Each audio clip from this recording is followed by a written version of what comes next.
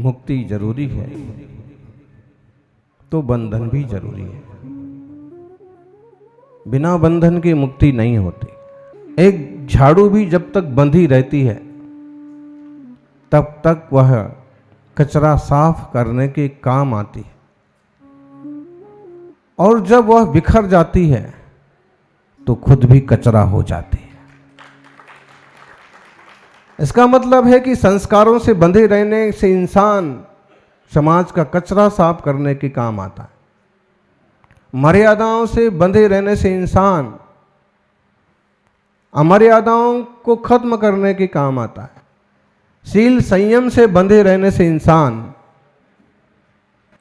खोटी प्रवृत्तियों को मिटाने के काम आता है। परिवार से बंधे रहने से सच्ची समाज की संरचना के काम आता है। धर्म और त्याग से बंधे रहने से मोक्ष मार्गी बन जाता है। स्वरूप से बंधे रहने से आत्मा भगवान बन जाता है। बंधन भी जरूरी है, लेकिन बंधन व्यसनों का बंधन ना हो, खोटी आदतों का बंधन ना हो, दुष्प्रवृत्तियों के प्रति जुड़ाव वाला बंधन ना हो,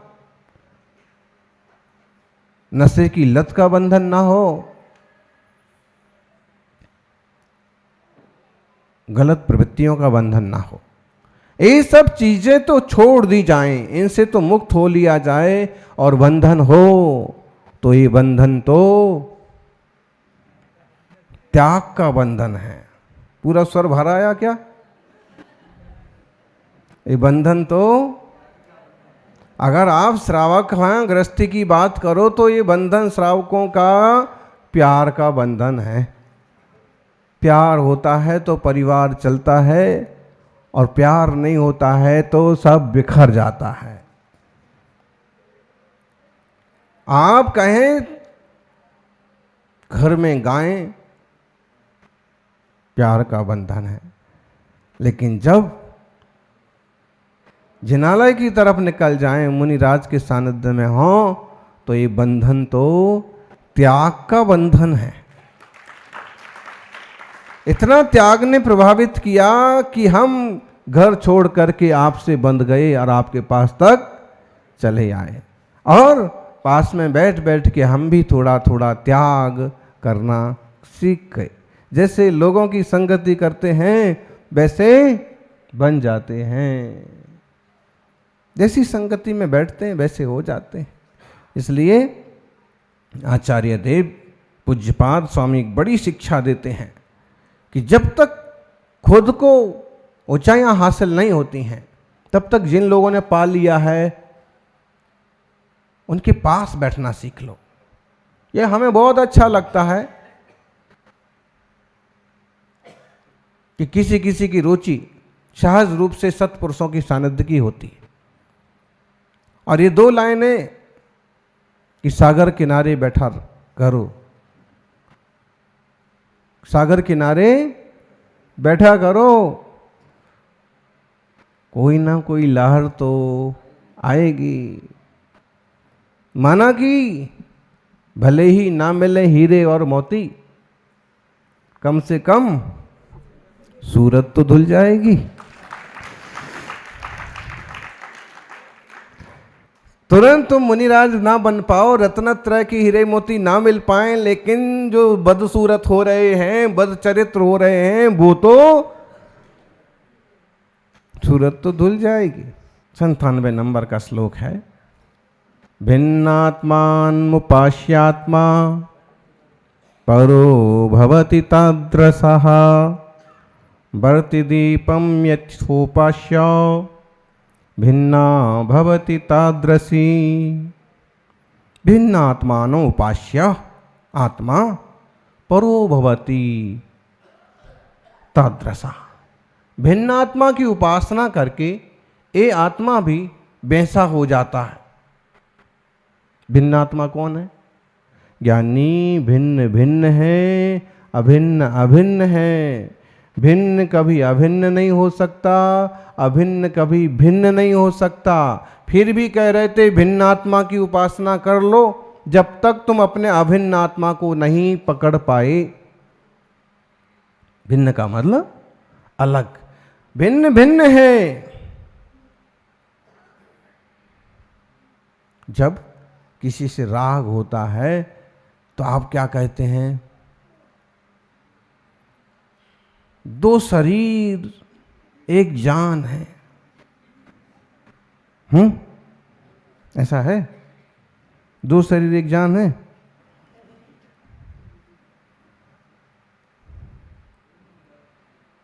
तो ऐसा करो, वो दो शरीर एक जान हो गए तो दूसरे वाले शरीर की जो किडनी वगैरह डोनेट कर दो, एक जान से काम चल जाएगा। अरे नहीं, ऐसा नहीं हो सकता बोले, कह देते हैं। और व्यवहार में ऐसा, प्यार में ऐसा कहना भी गलत नहीं है, लेकिन इसके पीछे टोटल स्वार्थ और कपट नहीं होना चाहिए। कपटी लोग ज़्यादा बोलते हैं, छोरे छोरियों में बहुत चलता है, और जब पटरी से गाड़ी उतरती है और हाथ खड़े कर देते हैं, फिर ख्याल में आता है कि गलत हो गया, हमारे साथ गलत हो गया। आसमान के तारे तोड़ने की बात करने वाले घर के जाले नहीं तोड़ पाते।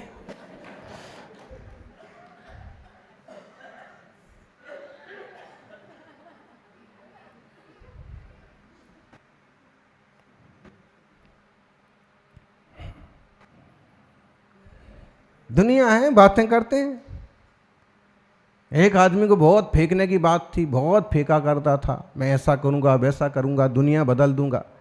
उसकी शादी हो गई, तब भी ऐसी ही बातें करता रहता, मैं ऐसा करूंगा वैसा करूंगा, ये करूंगा वह करूंगा, दुनिया बदल दूंगा। 2 बार सुनने के बाद एक बार घरवाली ने कहा पहले अपनी चड्डी तो बदल लो।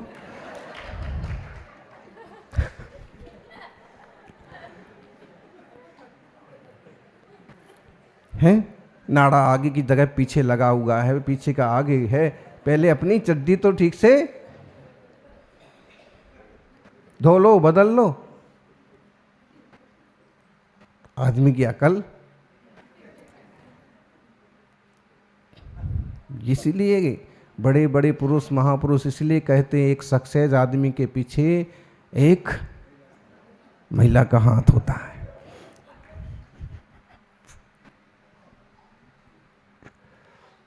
अनुभव की बात है बड़े लोगों की,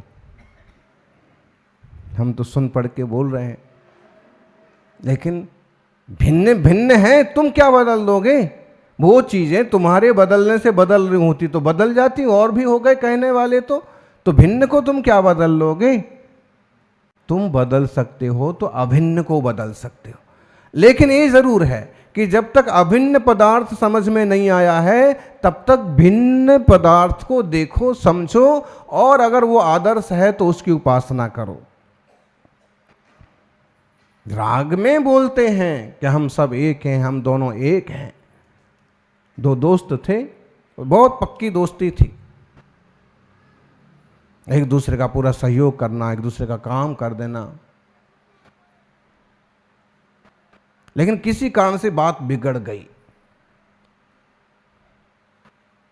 दोनों का मन एक ही चीज पर आ गया।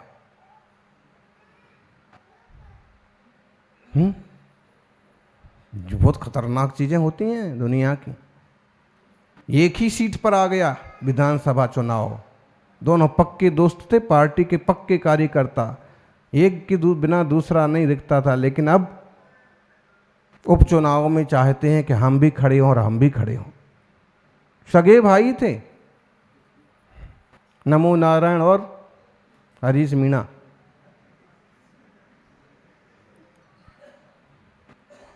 अच्छा, दांत काती रोटी है दोनों दोस्तों की, लेकिन अब सीट एक है और एक अनार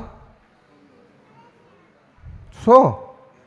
2 भी हो तो समझ लो आज कुछ हिसाब किताब बना लिया जाए। अब एक अनार और 100 बीमार है, इसका मतलब है अनार औषधि तो है?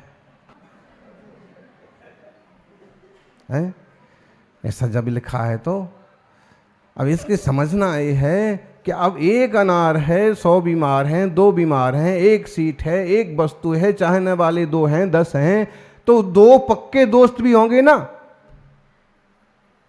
हाँ, चाहे समाज के चुनाव हों, चाहे किसी तरह का कुछ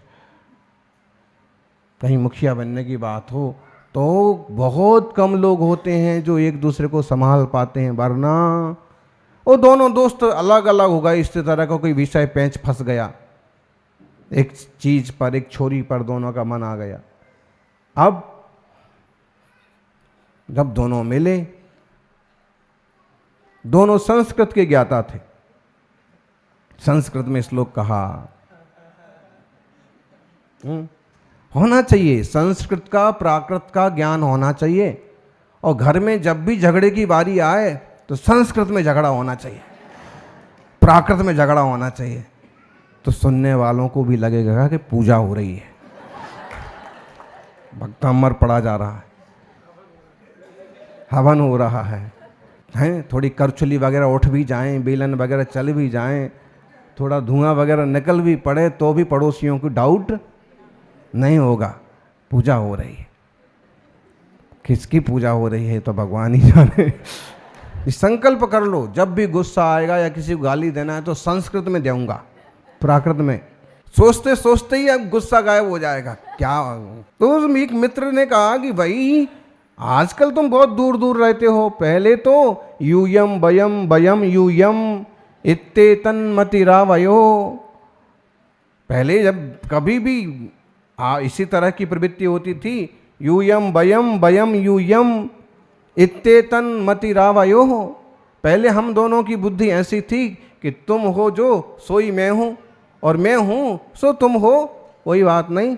तो पहले तो ऐसा था, अब क्या हो गया, किम जात मधुना मित्रम यूयम यूयम वयम वयम, अब क्या हो गया बोले, आजकल क्या बात हो गई कि यूयम यूयम तुम हो, और वयम वयम हम हैं, तुम हो, हम हैं, न तुम कम हो न हम कम हैं। समझे ज्ञानी, ज्ञानी से ही जानी बना है। हाँ, अब भ्रंश शब्द है जानी, जान वाला जानी, जान कैसे, जान मतलब ज्ञान, ज्ञान। वैसे भी अभी भी कई लोग जो है ज्यादा स्पेशल संस्कृत बोलने की कोशिश करते हैं, हाँ ज्यादा स्पेशल, तो क्या बोलते हैं, ज्ञान सागर बोला, ज्ञान ज्ञान, और सीधा ही बोल दो जान, जा ऐसे हो गया। एकदम क्लासिकल लैंग्वेज, क्लासिकल संस्कृत बोलने की कोशिश करने वालों को देखिए, और ज्ञान का ज्ञान जान हो जाता है, और धीरे धीरे वो जान तो बोलते ही हैं, जान जानी। तो अगर आपको कोई जान भी बोले तो भी दुखी मत होइए, इसका मतलब आप ज्ञान स्वभाव वाले आत्मा हैं। आप राग मत कर बैठिए कि जान बोल रहे, कितना बड़ा सम्मान, कितना अपन दिखा रहे हैं, तो मेरी जान। अच्छा, कोई जानवर भी बोल दे तो बिल्कुल ही दुखी मत होइए फिर, क्यों, जानो जितने भी जान हैं, ज्ञान है, उसमें तुम बर हो, श्रेष्ठ। भाई कौन सा ज्ञान सबसे श्रेष्ठ है, मति श्रुत अवधि मन पर है, सबसे श्रेष्ठ तो केवल ज्ञान। जानवर कह दिया, इसका मतलब है, लेकिन क्या करें, रोक नहीं पाते। कोई कह के तो देखे। समझो, भिन्नात्मान उपास्य आत्मा, भिन्न आत्मा की उपासना करके, नहीं ये है टेक्निक है। अभी से बच्चे की पहचान होगी, मम्मी की पहचान होगी, 20 साल का होते होते छोरी मिल ही जाएगी। लोग मंडप के सामने अपनी गाड़ी लगा के आएंगे, उसका 10-5 बार नंबर बोलो, भाई साहब सामने ही बैठे हैं, मंच पुकारा जा रहा है, 5वीं बार में उठ के बाहर जाएंगे। किसी ने टोका कि जब तुम यहीं बैठे बैठे सुन रहे थे, अनाउंसर के बाजू में खड़े थे, तो पहले क्यों नहीं गए? बोले मुफ्त में गाड़ी के नंबर बोल रहे हैं, तकलीफ क्या है? भाई साहब पाद प्रक्षालन को पधारिए पधारिए पधारिए। भाई साहब खड़े हैं सामने ही, आ नहीं रहे।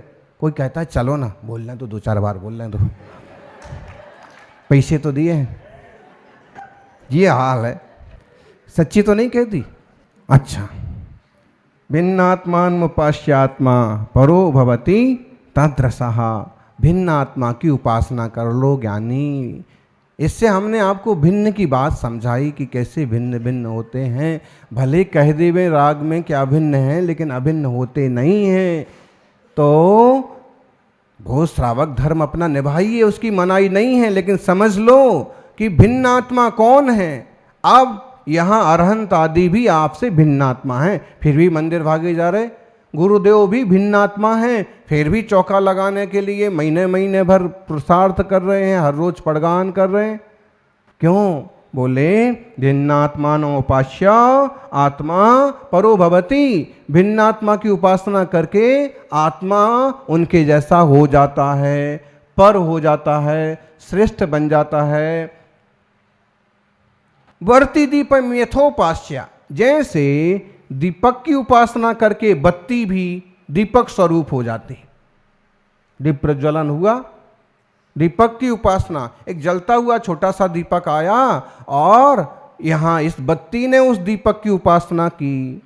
बत्ती ने या बत्ती दीपक के पास गई और बत्ती ने दीपक की उपासना की। जलते हुए दीपक से ये बत्ती भी जल पड़ी, वो भी प्रकाशित थी, ये भी प्रकाशित हो गई। दीप से दीप जलाते चलो, ज्योति से ज्योति जलाते चलो, और ज्ञान की गंगा बहाते चलो। समझ लीजिए, तो यही बात यहां पर है। वो ज्योतिर्मय है अरहंत, सिद्ध मुनिराज रत्नत्रय से ज्योतिर्मय हैं, साधना से ज्योतिर्मय हैं। इसलिए उनके सानिध्य में उनकी उपासना करने से ये आत्मा भी उनके जैसे हो जाती है, जैसे बुझी हुई ज्योति दीपक के सानिध्य में आके खुद भी जल जाती है। कितनी सीधी सच्ची बात। आप घर में भी देखिए, जो रुचिवान लोग हैं, तो मंदिर जाने की भावना है, विधान में बैठने की भावना है, तो उनके सानिध्य से दूसरों में भी वैसे गुण आ जाते हैं। हाँ चलेंगे, आप चलोगे तो हम भी चलेंगे, आप शिखर जी जाएंगे तो हम भी जाएंगे। ज्योति से ज्योति जलती है। उनने ले लिया कोई व्रत तो ये भी लेने को तैयार। अब जब है ऐसा होता है, बहू थोड़ी समझदार थी, बुद्धिमान थी, और जैसे मुनिराज का आहार हुआ तो आज से मेरा रात्रि भोजन का आजीवन का त्याग। और आदमी जो अभी तक खड़ा था जानवर बन के, नहीं हो सकता, मेरे से नहीं हो सकता, और जैसे ही घरवाली ने त्याग किया तुरंत सीधा हो गया।